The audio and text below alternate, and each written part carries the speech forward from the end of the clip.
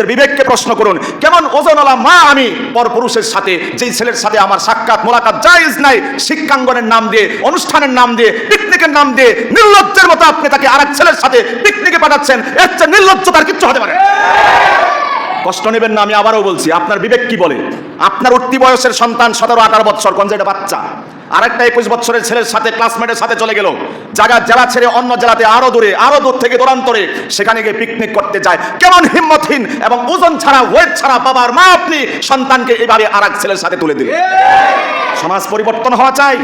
Road accident হবে, তারপরে 3 দিন পরে মিলাদ পড়াইবেন, এছাড়া আপনার গতি নাই। আর আফসোস করা ছাড়া আর কোনো গতি থাকবে না। এজন্য হুঁশিয়ার হন, সজাগ হন, সচ্চার হন, অ্যালার্ট হন। আপনাকে আঘাত বা কষ্ট দেওয়ার জন্য নয়, কলিজার টুকরা যেটাকে নিয়ে আপনি বুক ভরা আশা রেখেছেন, তার ভবিষ্যৎ সুন্দর আর উজ্জ্বল সমুজ্জ্বল করার জন্য তার পিছনে ঘাম ঝরানো, রক্ত ঝরানো, টাকা পয়সা, অর্থ খড়ি ঢালছেন, তাকে নিয়ে যেন আপনি স্বাচ্ছন্দ্যের শেষ বয়সটা পার করতে পারেন, অ্যাক্সিডেন্টের শিকার না হতে হয়, এই ফর্মুলাই আমি আপনাকে দিচ্ছি।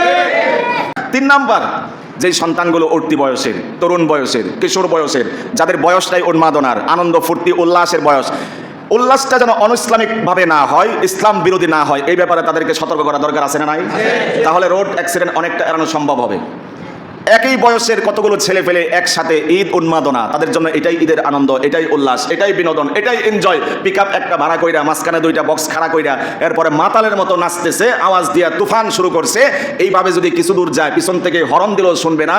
রোড অ্যাক্সিডেন্টের বড় একটা মাধ্যম হলো এটা। আওয়াজ করে বলতে হবে, ঠিক কিনা?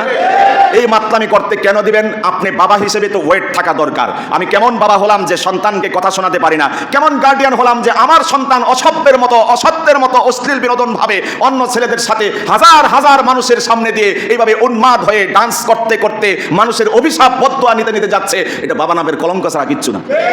কষ্ট নিয়ে আল্লাহর হস্তে। সব কথা তো আর হোমিওপ্যাথি দেওয়া হয় না, অ্যান্টিবায়োটিকও লাগে মাঝে মাঝে।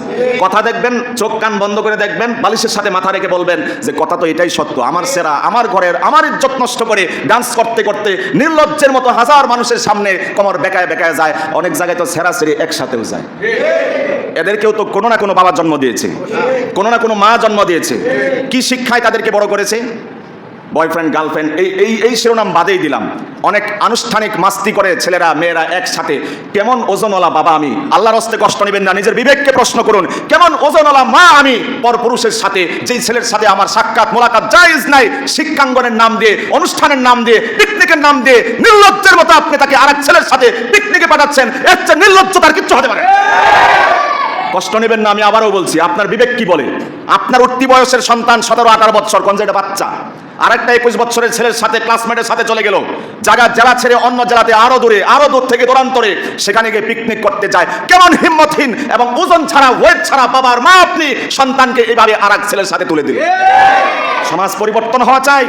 রোড অ্যাক্সিডেন্ট হবে, তারপরে 3 দিন পরে মিলাদ পড়াইবেন, এছাড়া আপনার গতি নাই। আর আফসোস করা ছাড়া আর কোনো গতি থাকবে না।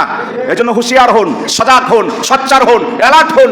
আপনাকে আঘাত বা কষ্ট দেওয়ার জন্য নয়, কলিজার টুকরা যেটাকে নিয়ে আপনি বুক ভরা আশা রেখেছেন, তার ভবিষ্যৎ সুন্দর আর উজ্জ্বল সমুজ্জ্বল করার জন্য তার পিছনে ঘাম ঝরানো, রক্ত ঝরানো, টাকা পয়সা, অর্থ খড়ি ঢালছেন, তাকে নিয়ে যেন আপনি স্বাচ্ছন্দ্যের শেষ বয়সটা পার করতে পারেন, অ্যাক্সিডেন্টের শিকার না হতে হয়, এই ফর্মুলাই আমি আপনাকে দিচ্ছি। তাহলে এই ফর্মুলা আগে অবলম্বন করতে হবে। ঘর থেকে সন্তানদেরকে বোঝাতে হবে, এটা করা যাবে না, ওইটা করা যাবে না, তাহলে রোড অ্যাক্সিডেন্ট হবে। এই জিনিসগুলো শুধু ইঙ্গিত দিলাম, বাকি একজন গার্ডিয়ান সবচেয়ে ভালো বুঝবেন কিভাবে আপনার সন্তানকে কন্ট্রোলে আনা যায়, কিভাবে রোড অ্যাক্সিডেন্ট এড়ানো যায়।